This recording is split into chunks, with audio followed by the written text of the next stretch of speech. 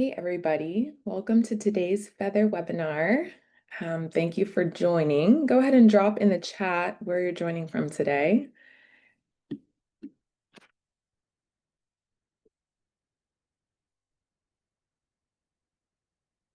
Caitlin, are you starting to get some fall foliage up in Connecticut?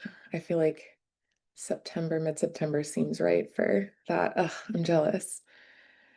So jealous. I'm in Florida, so opposite vibe over here, but I do love the Northeast seasons. Springfield, Missouri. I've got some family over there. Welcome. Jamie, what part of Florida? Okay, cool.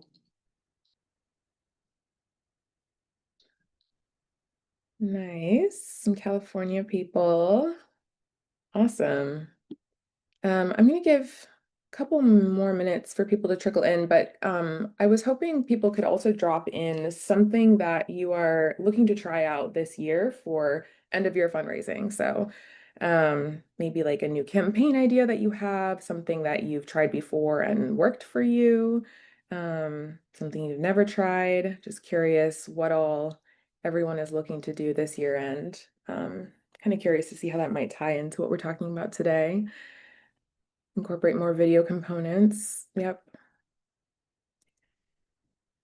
Okay, video is a big one. I feel like I need to do a webinar dedicated to video tips for nonprofits.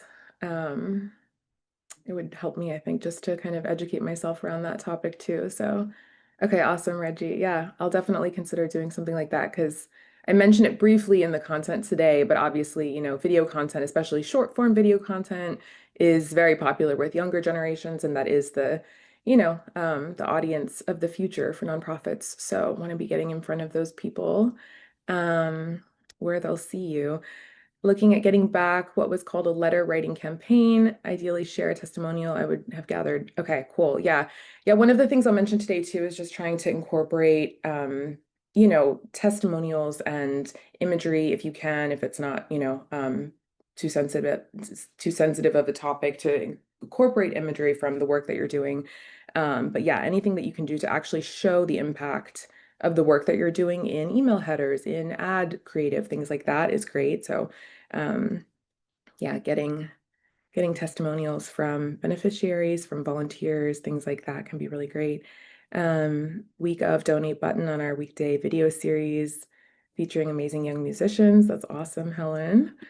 Cool. Well, thanks everyone for throwing in those ideas. I'll go ahead and get started with the content. So thanks again to anyone who's just joined in the last couple of minutes. We're going to be talking about some fundraising ideas leading up to this year's giving season. I'm Isa Hasty, Senior Content Marketing Manager here at Feathr. I'll be sending out the slide deck and the recording tomorrow morning, so keep a lookout for that in your email inbox.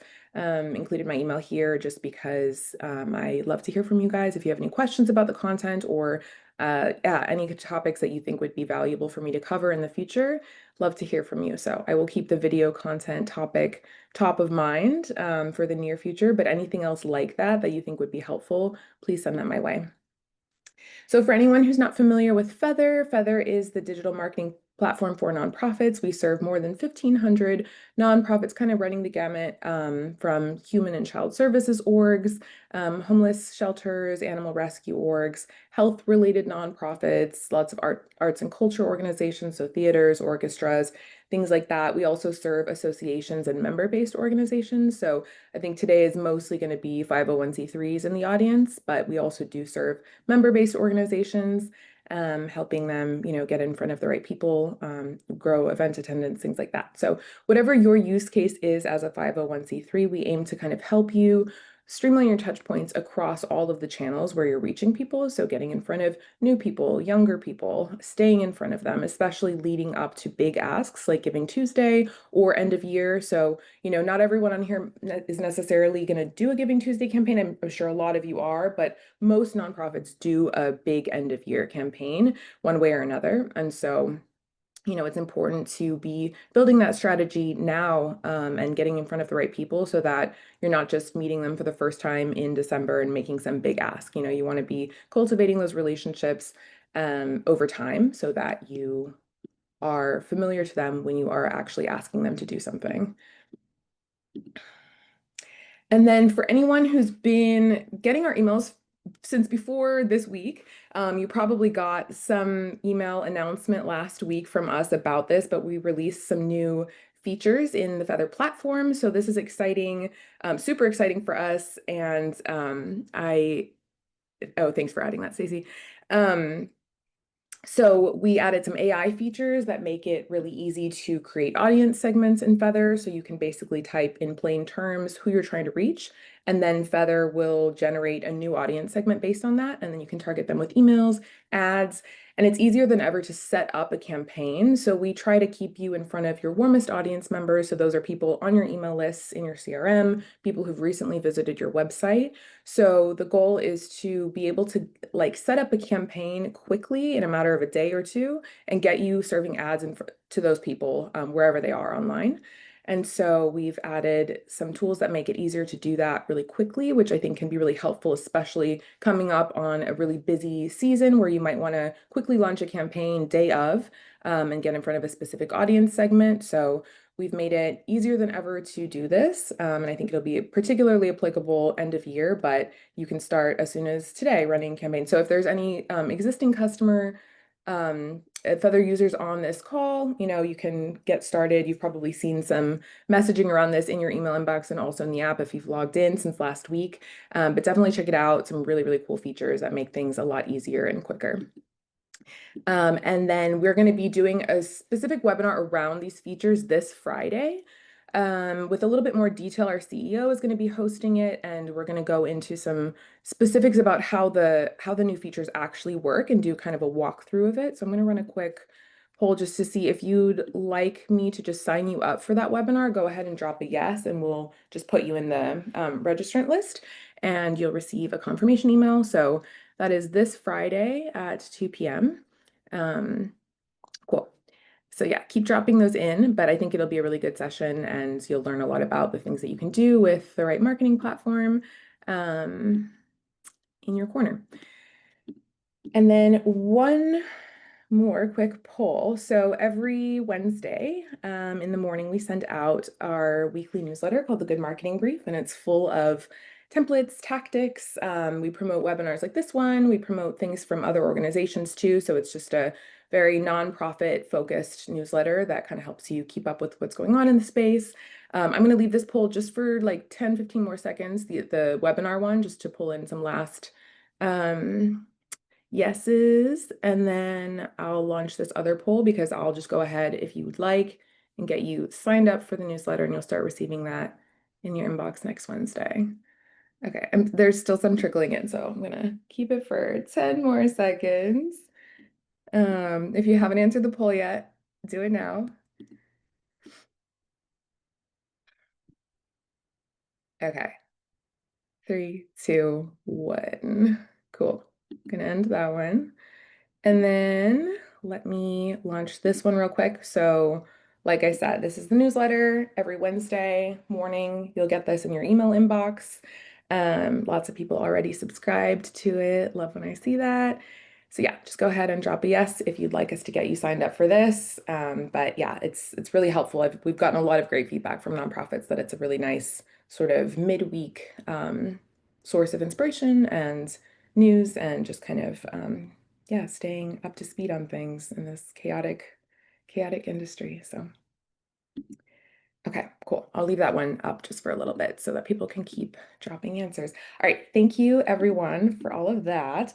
Okay, so let's get into the content. So today we're going to be covering how to actually get in front of net new audiences, how to stay in front of those audiences. So like I just said a couple minutes ago, you want to not just be making a big ask the day of, you want to be staying on people's radar so that by the time you're making an ask or inviting them to an event or asking for a donation, you've been showing up regularly, right, with things other than donation appeals. And so staying on their radar is important, and there's ways that you can do this with digital marketing campaigns. We're going to get into some specific messaging strategies and some tips around like what works, what doesn't work with today's audiences, and then also some quick tips for testing new creative in ways that won't completely overwhelm your team. So let me put this over here. Okay. And of course, feel free to drop in any questions in the chat and I'll do my best to get to them as I'm going through the content. And if somebody asks a question in the chat and you feel like you have an answer or something to contribute, feel free to answer each other's questions too. Obviously, you all are in the weeds doing the work. And so if you have insight on something that you think would be valuable to share, I love for this to be a space where you all can, collaborate with each other as well. So. Yeah, so some quick stats around end of year giving. So 30% of annual giving happens in December, with 10% of that giving happening in the last 3 days of the year. So we don't need to beat a dead horse. Obviously, end of year giving is extremely important for nonprofits.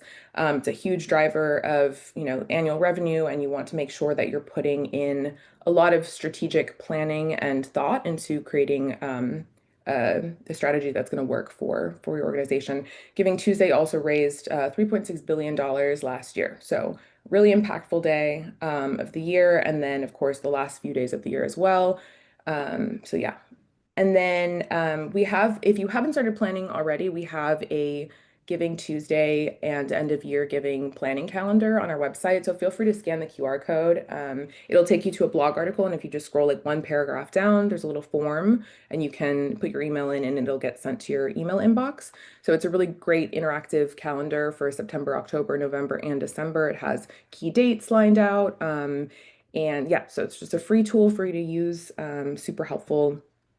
And a lot of our existing Feathr customers have used it as well and said that it's very helpful for them just to kind of get aligned. And you don't have to use exactly, our recommendations, but it's just a nice way to kind of visualize everything and start planning now rather than scrambling in November and December. So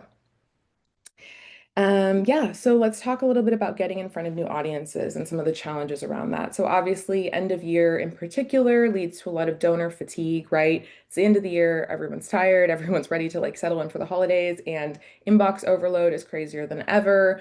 You're dealing with, crowded social feeds, competing appeals from not only other nonprofits, but also retail companies. So people are under a lot of pressure to make decisions at end of year and they're seeing a lot of ads. And so you want to make sure that you're cutting through the noise, reaching your specific audience where you know that they are. And there's tools to help you do that. Audience segmentation is a really important part of that too, so that you're not, hitting everyone with the same message or generic messaging. You want to try to get as specific and tailored as possible in the way that you're talking to different audience segments. We'll go into that a little bit later. I have some information about ways to create donor-centered language and yeah, just focus on the thing that you really want to say to the specific person because yeah, time is valuable, especially at end of year. So I'm going to go through a couple of different campaign types that can help you get in front of new people. And this is a great thing to start thinking about at this point in the year. These are campaigns that you want to be running now so that you're in front of all these new people by the time November and December roll around, and then you can hit them with those bigger asks. So geofencing allows you to serve ads to people based on their current or their previous location. So what we call mobile geofencing lets you target a physical location. So this could be an industry event, a workplace, a specific neighborhood, maybe a high income neighborhood in your area where there might be higher value donors living there. And you can serve ads to them on their mobile devices because they're in that physical location, right? Historical geofencing is also great because you can serve ads to people now because they were in a physical location in the past. So maybe, you want to geofence a church, but you don't want to geofence the church while people are at church because maybe they're not going to be paying attention to their phones. But once they get home and they're relaxing, they will. And so you can geofence, the church on that day that people were there, but then show them the ads today, on Tuesday, on Wednesday, on Thursday, whatever, right?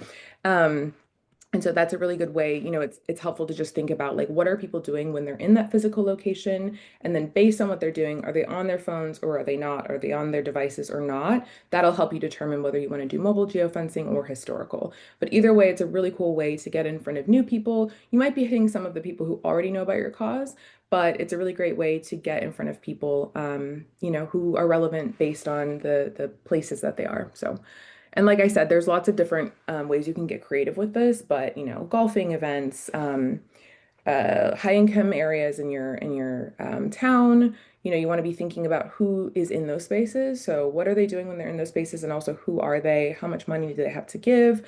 What activities are they interested in? Are they likely to become volunteers, donors, things like that. So just thinking about who you're reaching and then finding physical locations in your area where those people spend time. And just a couple of examples, some real examples. These are from Christian Relief Fund. This is an amazing organization that raised more than $137,000 in their end of year campaigns last year. So I'll get into a little bit more of the results around their campaigns.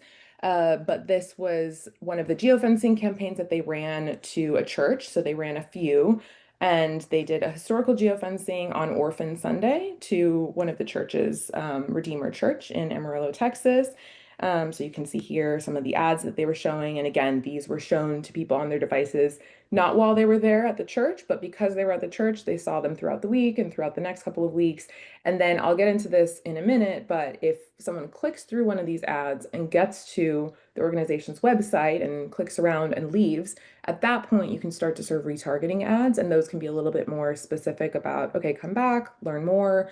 Do you want to give, so these are a little bit these top of funnel kind of awareness campaigns. When you're first getting in front of somebody, you want to think of them as more sort of general messaging. Come to our site maybe for the first time, learn more. And then once they've been to your site and left, they're kind of interested, but you want to bring them back. Most people do not convert on the first or even the 10th visit. And so you want to be getting a little bit more enticing in your messaging and personalized as it goes along. So these are some great ads for top of funnel marketing. And then another similar campaign, so they just targeted a different church here, historical geofencing campaign again. And these are some other ads that they served. So really beautiful ads here. And then affinity targeting. So this leverages demographic, industry, behavioral data within Feathr to help you access new relevant audience segments. And so it helps you tap into basically enormous audiences based on all of that data. So what they're interested in, what they have a history of purchasing online, what types of events they frequent, demographic information, things like that. So, if you're looking for some big ticket donors, you can target affluent audiences that have a history of donating. If you're looking for people in a specific profession or space, you can target people who fit that description. And so you can get very specific with this.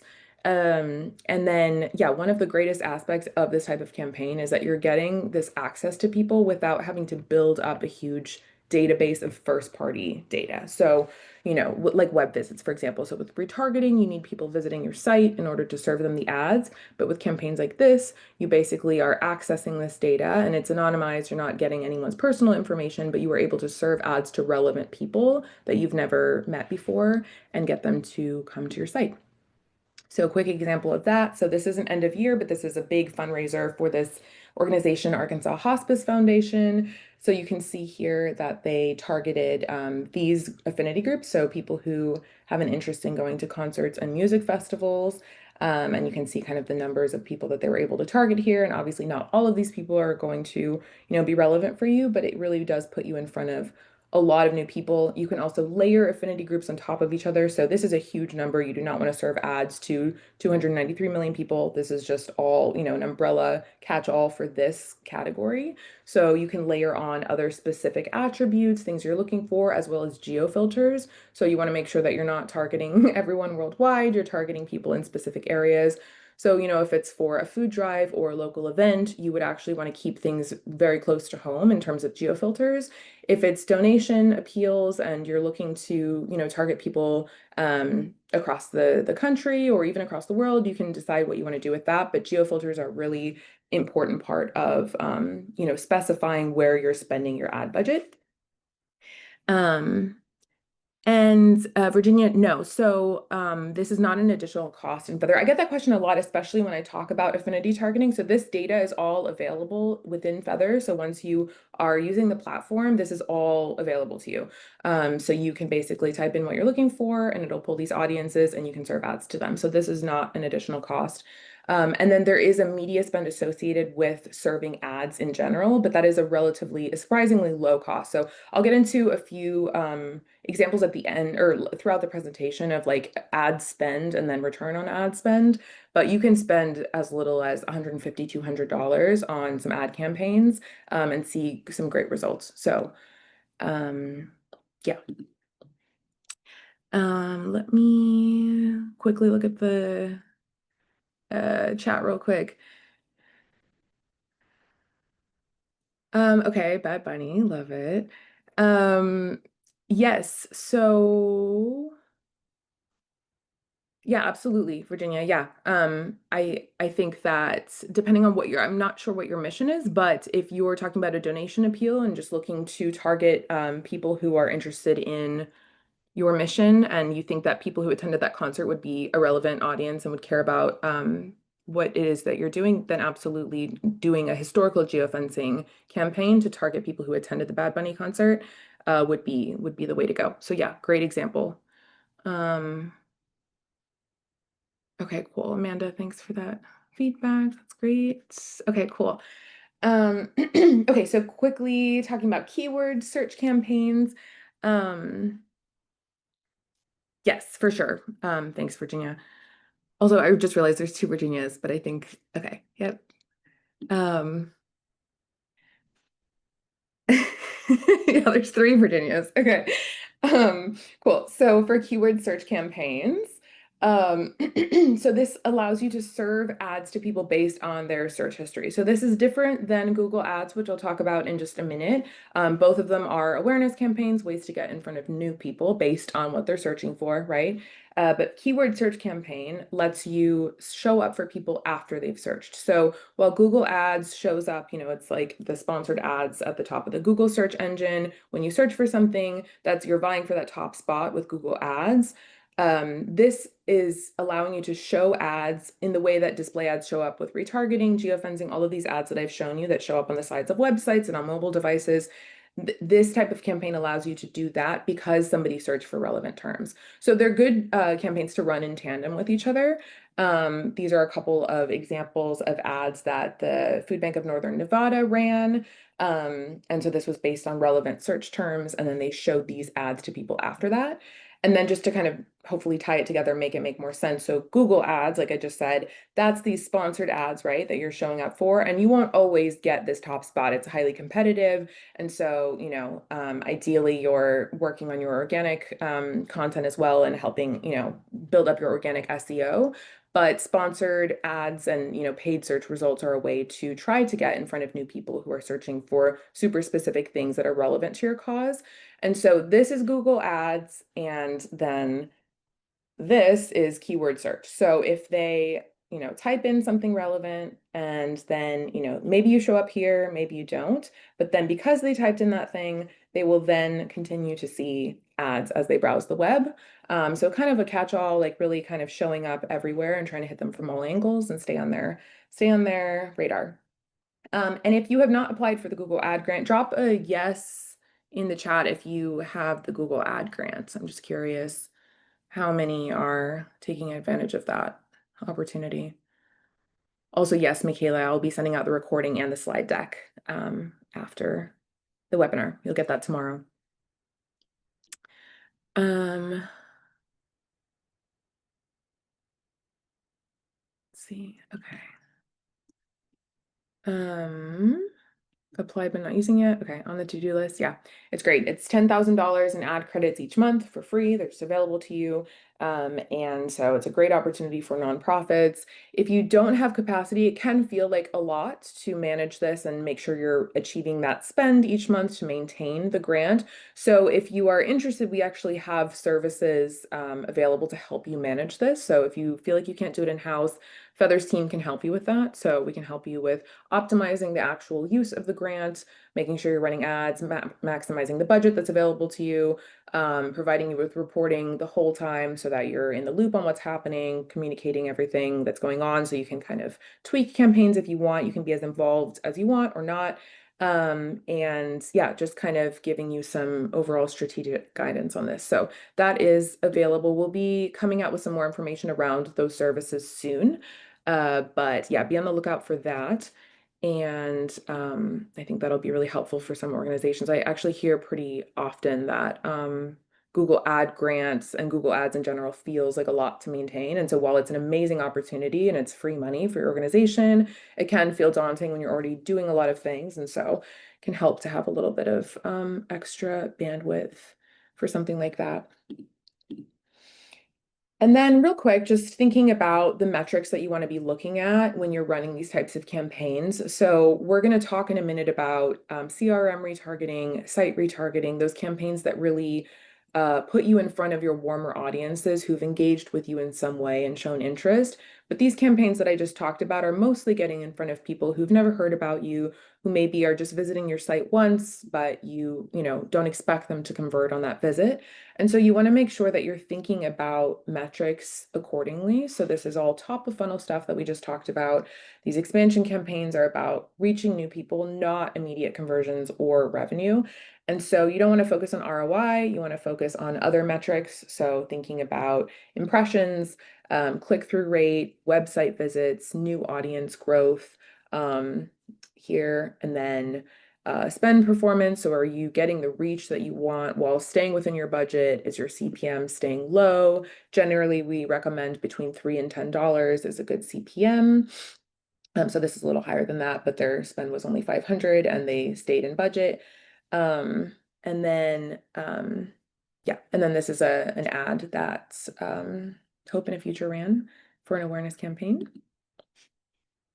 All right, so then staying in front of these new people. So you've put in a lot of work to get in front of net new people, bring them to your website, teach them about the work that you're doing. So you want to make sure that you don't lose them on that, visit when they leave. You don't want to just be like, okay, bye. You want to stay and continue to try to bring them back. So email mapping is a great way to do that. It's also called CRM retargeting. This basically uses email addresses as a unique identifier to serve ads. So you're not sending emails, you're just using the email list in your CRM, or maybe an email list from an event that you just attended, lapsed donors, newsletter subscribers, things like this. You can pull any email list and you can upload it to Feathr, or if you use Feathr email, you'll have the emails in there already. So it's super easy to just select the emails you want to include or select the lists and serve display ads to people on their devices. So again, you take a list and then you're going to serve ads based on those emails as the unique identifier, and then people will see ads on their devices like this. And a quick example of a real email mapping campaign. So serving ads to previous donors and subscribers. The Food Bank of Northern Nevada did this, and they were targeting lapsed donors and people who had attended some local community events with these ads to donate. And we'll get into messaging later, but I really love the ads from this organization because they do a really good job of telling the story of impact through dollar impact statements and imagery. So great ads here. And then ad retargeting. So this is kind of our bread and butter. And so this helps you, again, stay, on the channels where people are. If they've come to your site and left, you want to continue to show up wherever they are. And so retargeting lets you do that. More than 90% of people do not convert on the first visit.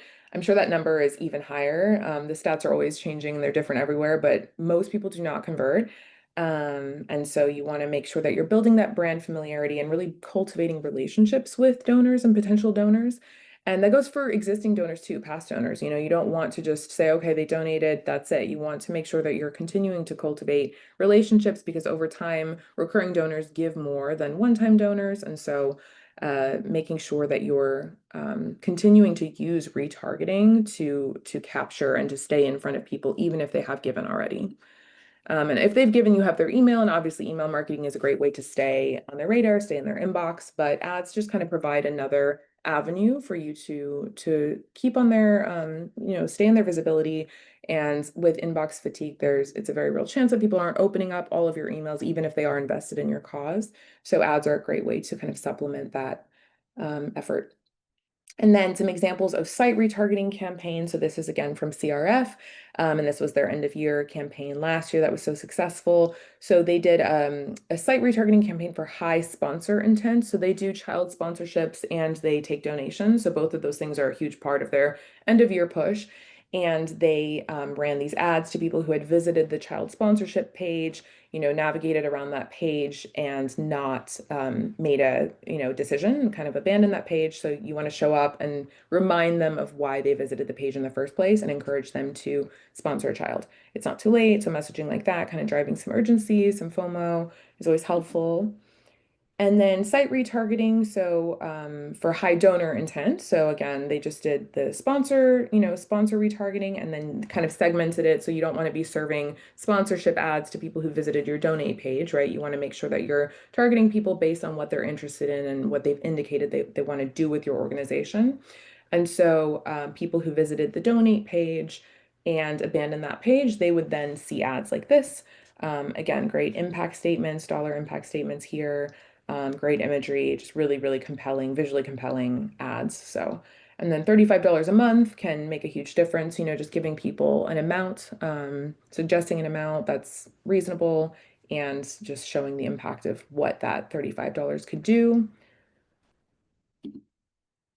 And then they also did, email is obviously a huge part of this. We're mostly talking about ads today, but email is going to be the main driver of, your success in end of year giving and Giving Tuesday. And so it's important to acknowledge that and make sure that you're doing all of this kind of in concert with each other. So automated email for donation dropout. So again, like they were running retargeting campaigns showing ads to people who hit the donate page and abandoned. They also ran an automated email campaign. And again, this is all in Feathr. So setting up, the triggers and the inclusions, exclusions, all of that happens in the app. And then you're able to build emails like this and have them automatically go to Stacy, yes, there will be a recording and I'll send the deck out as well tomorrow.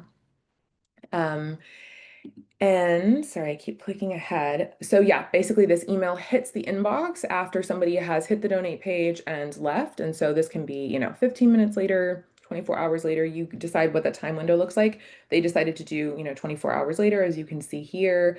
Send only the first time. You don't want to be firing off this email every time they hit your donate page. So, but ads are a great way to do that, right? You don't want to send the same email every time or even send an email at all every time somebody visits a page on your site, but you can serve ads every time somebody does that. Because again, ads kind of we're expecting to see them, they blend in with our online experience. And so if they're seeing your ads instead of Amazon ads, like all the better, right? So people expect to see ads. It's not as fatiguing, I think, on people.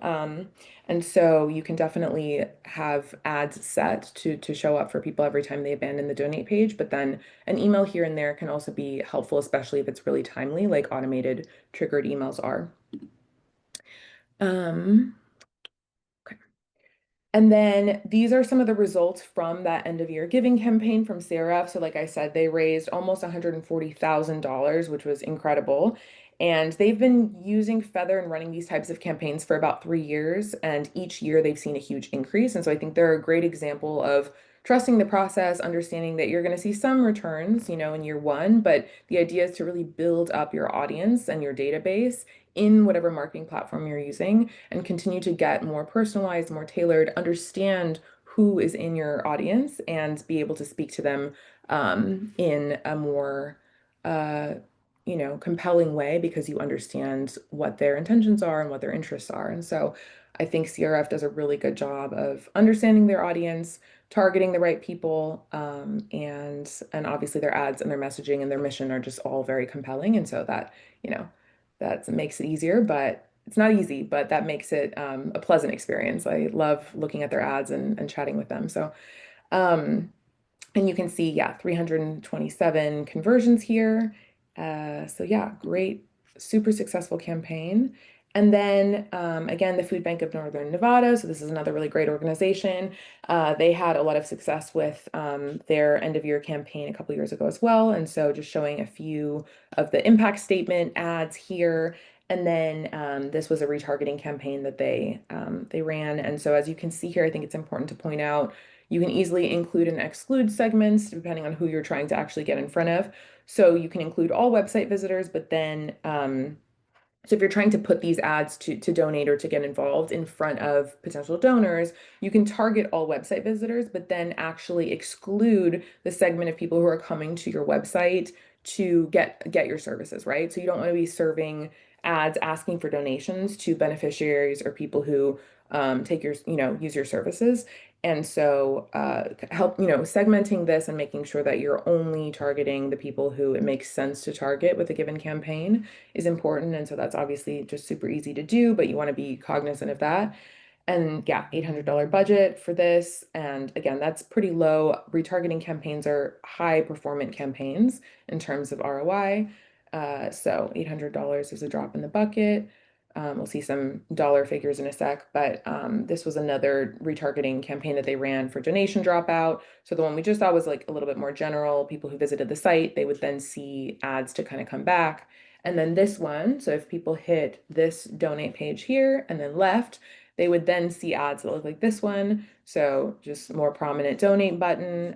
Again, stats, including impact statements here. Um, and yeah, trying to get them to come back and make that donation that they almost made but didn't. And you can see here, so this was from this donation appeal campaign that they ran, 117, almost $118,000 in conversions.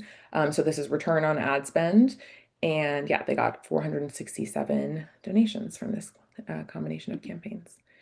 And then talking a little bit about messaging strategies. So I want to get into sort of what works, what doesn't with current audiences. Let me quickly check here. Um, okay. Yeah, that's a good point, Diana. I think, let me think. So retargeting and email mapping are the ones that you'd want to get started with. If you're thinking about all of the things that I just presented and, which things should I kind of focus my energy on, I would say retargeting, because that's going to be warm people who have visited your site recently and left. So getting in front of them and trying to get them to come back is going to be more impactful than trying to start to get in front of new people. And then email mapping. So let me go back real quick. So this campaign type where you're using the emails that you already have in your database to serve ads to people as they browse the web, this is also a high performant, highly impactful campaign type. So I would say those two are big. And like I mentioned at the beginning, so the new AI features and the new platform features that we introduced last week, email mapping and retargeting are two of the big campaigns that we encourage you to get started with quickly. And so Pixel Plus is what we're calling the new campaign type. And it basically lets you get up and running really quickly with email mapping and retargeting. So again, just thinking about who are your warmest leads, who are the people who are most likely to donate, to give, to volunteer. You want to get in front of them and put most of your budget and effort into targeting those people, right? And so Pixel Plus campaigns let you do that super quickly and easily for a relatively low budget. And so, yeah, we have tools that make it easy to get started with that. So, Diana, hopefully that could be a helpful starting point for you. And whether or not you're using Feathr, I would recommend these two types of campaigns as a starting point. And then once you kind of have gotten used to running ad campaigns and thinking about getting in front of audience members, bringing them back, then I think it's a better point to like get in front of new people, thinking about what messaging you want to serve to people who've never heard about you and what locations you want to geofence and what, affinity groups you want to target. And so I do think that, yeah, focusing on the people who have shown interest is going to give you the most bang for your buck in the short term, but both things are really important. So, um, cool. Let's go back. All right, so what are donors responding to in 2025? So like I said earlier, you want to be getting in front of younger people. And so that's a huge challenge. That's its own topic, right? Getting in front of Gen Z, millennials, getting them to donate. There's a lot of challenges around that. But one of the really easy things to do is just think about being transparent. Younger people value transparency. They don't trust institutions as much as previous generations. So being as transparent as possible, showing impact, regularly showing impact, showing dollar impact statements, and actually reporting on what you did with people's money makes a huge difference. So, a lot of you probably release impact statements, but even thinking about ways to incorporate that into your marketing year round. So, if you release an impact statement in January or February, you could run ads that link to it. You could throughout the year, kind of link back to that or reference that, or maybe there's a really cool, compelling stat in your impact report. So it's like you're already putting in the work to figure out, okay, what did we do last year? What did we achieve? What did that look like in terms of the numbers? Use those numbers as ad copy even, or email subject lines. You want to just continually be showing up for people and telling them where their money is going and be able to prove that. So that's a really important aspect to getting people to donate in general, but especially as we're trying to get in front of younger and younger people. And simplicity in messaging. So, clarity goes a long way. And then don't forget to make everything mobile friendly. So, if you have great ads, but then they lead to a site that breaks or doesn't have a good user experience, that can really cost you a lot of lost donors. So check all of that, test it yourself, test your donation flow on your phone, on your laptop, on different devices, have someone else, have a friend test it, make sure everything's working smoothly. Because it's silly to lose people because of something like that, right? And then tailored messaging obviously matters. I've talked a little bit about that, but you want to make sure that you're personalizing things so that donors feel seen and valued and connected to your mission. And then just a quick note about lapsed donors. I think that it's important to think about lapsed donors or previous donors, recurring donors, anything like that when you're coming up on these giving seasons. A lot of it, I think, is about getting in front of new people and the excitement of big giving days, but make sure you're remembering the people who've given before and even like pulling data from your CRM to be able to reference how much they've given or the impact it had on that particular campaign and segmenting this out so that people who gave to your organization last year aren't receiving the same messaging as people who've never given. And people who gave $2,000 last year aren't receiving the same messaging as someone who gave $15 last year, right? Like every dollar counts, but you want to make sure that you're stroking people's egos a little bit and making them feel seen because that's what's going to keep the money flowing in. So. And then this quick chart, I think, can be helpful for just thinking about donor-centered language versus organization-centered language. I think it's easy to end up falling into this type of messaging just because you, as the organization, are thinking, what do? We need to tell people what we do. And so it's easy to kind of end up saying, we provided shelter to 300 families last year. Our organization did this. But you want to actually shift to thinking about presenting it in this way. So thanks to you, 30 families now have a roof over their heads. Your generosity has changed lives by providing clean water. If it's an awareness campaign to new people, you can say your generosity can change lives, right? So you can change it to apply to whatever audience you're talking to, but just make sure that you think about every line of copy you write and put it through this lens and say, okay, am I actually speaking to the person? If I were on the receiving end, would I feel seen and spoken to, or would it just blend with every other organization talking about themselves, right? So I think these can be kind of a helpful just starting point for thinking about centering the donor, centering the volunteer in your messaging. And high impact messaging, just some tips around this. So this is another Food Bank of Northern Nevada. This is an ad, which I think is great. So testing subject lines and ad copy, this is really important.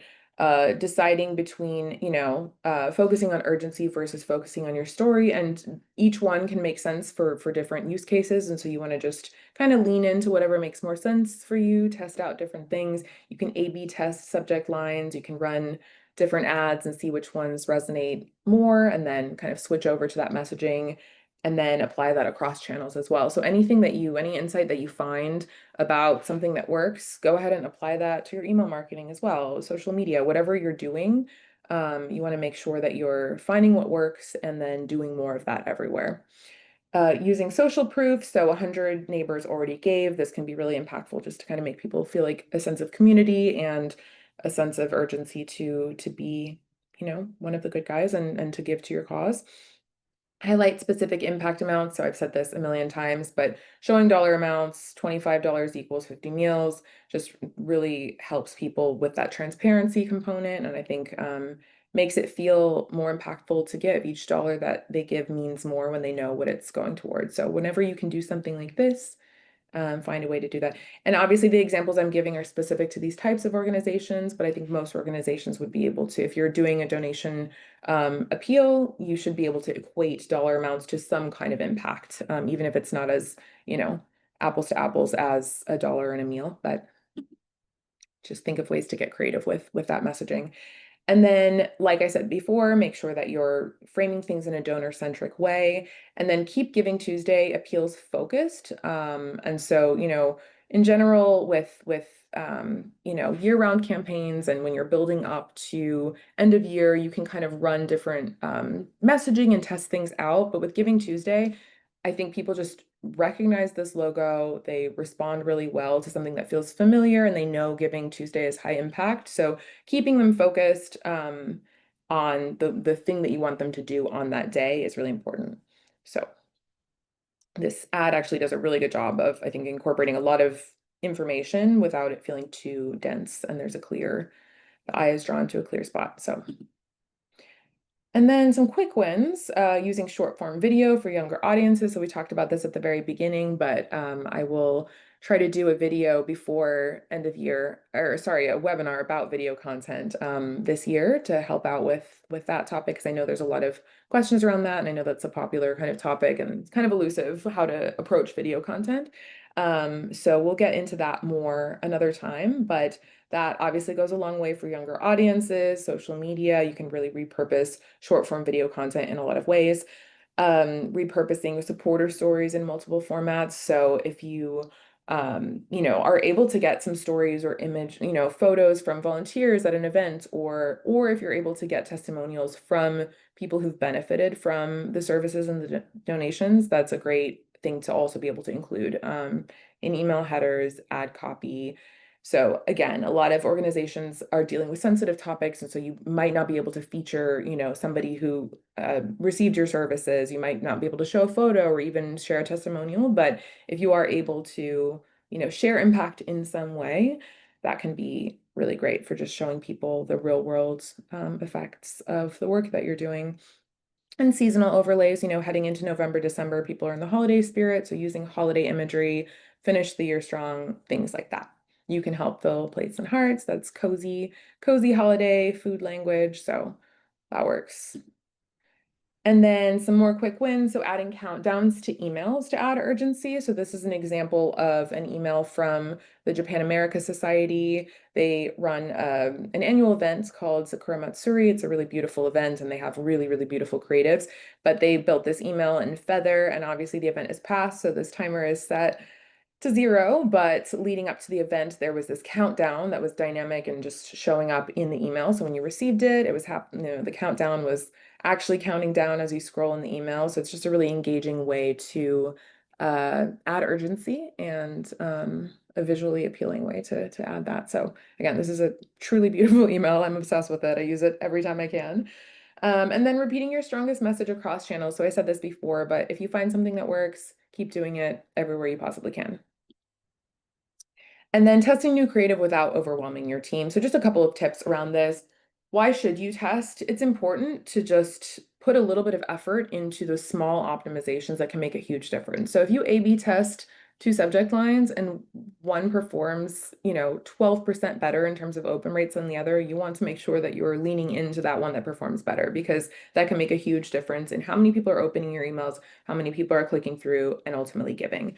So small tests are easy to run. It's definitely manageable to do a couple of A/B tests of subject lines, ad copy, things like that. And again, can make a really, really big difference in the impact of your campaigns. And then, reusing the same creative across channels. So when you find something that works, make sure that you're using it everywhere, and also just being consistent with your creative cross channels. So you want to make sure that you're not showing completely different imagery or sort of colors or brand identity across different places. You want to have a cohesive brand identity, so people see your ads, they see your emails, they come to your site, and it all feels familiar and cohesive. And then I said this already, but swapping in seasonal visuals. Oh, I think this was, no, never mind. And then these are a couple of ads from Arkansas Hospice Foundation. So you can see one that has the kind of candles, and this is sort of a holiday vibe, but then fireworks kind of hitting end of year, and mentioning New Year's Eve. So, and then I wanted to include this quote from Christy Jones. She's from the YMCA of Metropolitan Fort Worth. So this isn't a giving campaign. It was a after school care program that they were promoting with ads, but I think it's a really insightful thing that happened with them was that they tested childcare versus after school as copy in their ads, and they found that childcare was actually pulling in people, parents of kids that were under 4, and they weren't looking for kids so young, they were looking for kids over 4. And so they had a lot of traffic from people that they weren't actually trying to reach. And so they made the decision to not use childcare in their messaging and instead focus on after school or out of school. And then those ads ended up performing better, pulling in more of the right people, and they were able to fill up those programs quickly because they were actually hitting the right audience. Um, and then, okay, this is the last slide. And so tools and templates to simplify your life. So I just included, again, Google Ad Grants. If you don't have it already, apply for it if you're eligible. And you can just go to Google Ad Grants, go to the website, and they'll have a ton of information about whether you're eligible, how to find out, how to apply, all of that. So it's a simple process to actually figure out how to get it.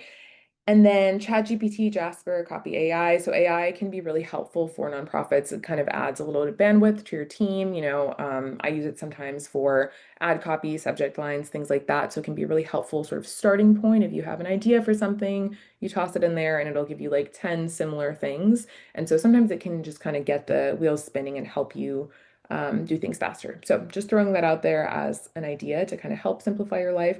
And then Canva also is a great tool for nonprofits. They have nonprofit templates, and then generally they just make it really easy to design ads, emails, create videos, all kinds of things.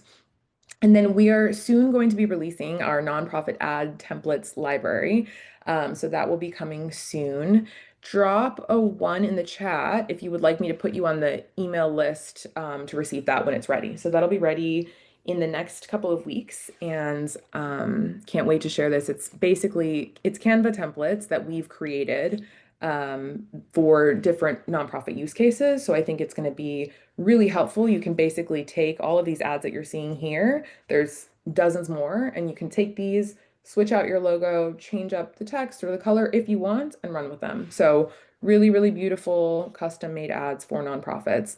And like I said, there's tons more like this, but this is just kind of a quick look at what they look like. So that'll be coming soon. Thanks everyone for dropping a 1. I'll be sure to add you to the list, and you will be first in line to receive these. They'll be really easy to use. If you already use Canva, it'll be super simple. And if not, we're going to include some easy instructions to make it really accessible. Cool. Well, thank you for joining. Real quick, before I let you all go, wanted to run one more quick poll. Let me end this one.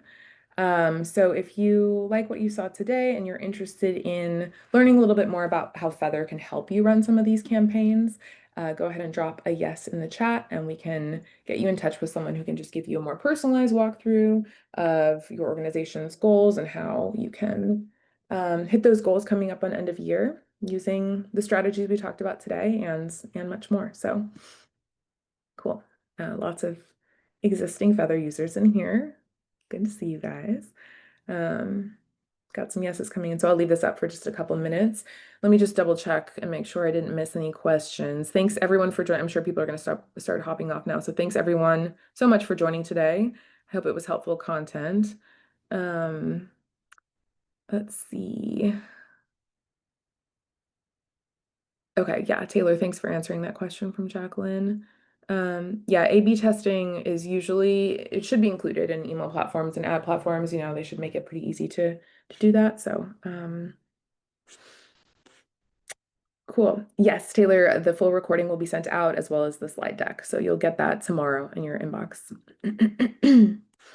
Cool. Well, thank you guys all so much, and I will hopefully see you on the next one. Bye.